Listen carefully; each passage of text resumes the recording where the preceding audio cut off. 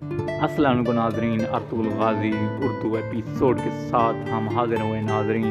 Ertugrul Ghazi काफ़ी शुजाअत और बहादुरी की मिसाल है। ये उस्मानिया सल्तनत की बुनियाद पड़ा, जो कि कई कबीले का लीडर था जिसका नाम था अर्तुगरुल गाज़ी, और इसके वालिद जिसने कई कबीले की बुनियाद डाली उसका नाम था सुलेमान शाह। नाज़रीन, आपसे गुजारिश है मेरे चैनल को लाइक करें, सब्सक्राइब करें और बेल आइकन को प्रेस कर दें ताकि आपको नई वीडियो और नए ड्रामे आपको मिलते रहें। Thanks for watching. आप ये ड्रामा देखते रहें।